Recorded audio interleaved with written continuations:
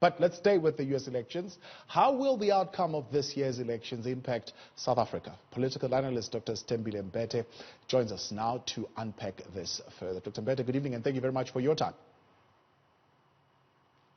Thank you so much for having me. It's great to join you tonight. Now, let's talk a little bit about what this actually means for South Africa.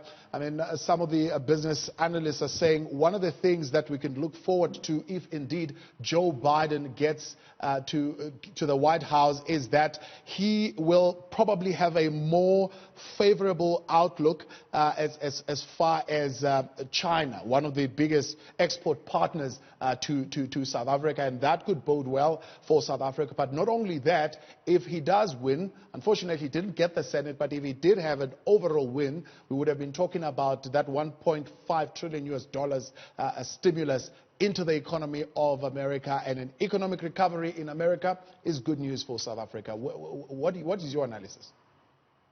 Certainly, I agree with both of those views about the impact, the indirect impact that a Biden win would have on South Africa. I think that there would also be more direct positive impacts in terms of the direct economic relationship between the United States and South Africa. The U.S. is South Africa's third biggest trade partner, and we know that with the negotiations on the most recent AGOA agreement, there was a lot of pushback from the Trump administration about the kinds of benefits and access that South Africa would have as part of AGOA, with a feeling that South Africa as a middle-income country, as a country with a manufacturing base that is sometimes in competition with the United States, and with an agricultural base that could be in competition with the United States, that it would not be favorable,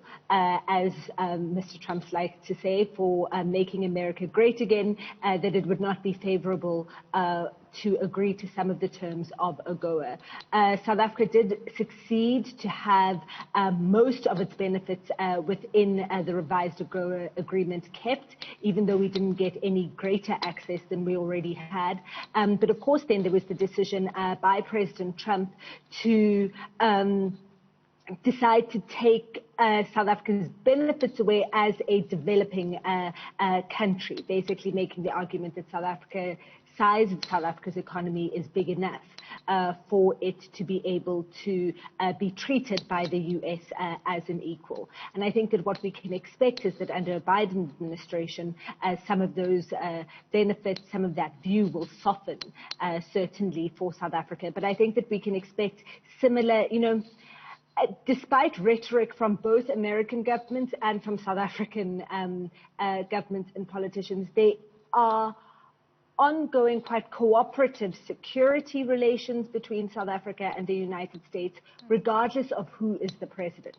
And I don't think that that is going to shift significantly. But then, of course, I do think that aid, and particularly for a program like PEPFAR, and the terms on which PEPFAR provides assistance is always impacted by whether a Democrat or Republican is in office. You're raising some very important issues, because we know that the U.S. has played a really big role, especially when it comes to some of the social programs that you've named there, like your PEPFAR. I'm interested to know your view. Do you think that from a foreign policy perspective, that South Africa has changed the way that it interacts or engages with the U.S. under Donald Trump, or has it been really much of the same? On a lot of the fundamentals, like I've said, around security cooperation, which is a big area of cooperation between the United States and South Africa, a lot of it has been the same.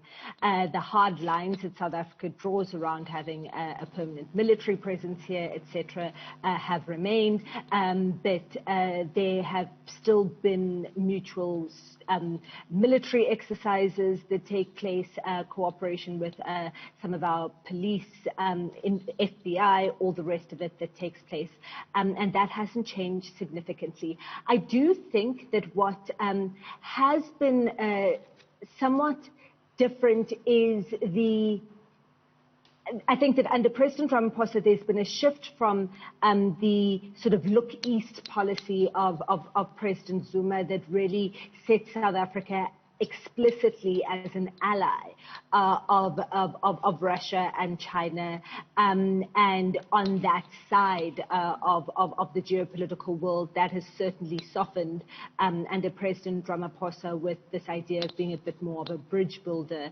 between the East and the West, and a lot more opening of a cooperative relationship with the United States, even under President Donald Trump. So there hasn't been an antagonistic relationship, certainly, between South Africa and the United States under Donald Trump.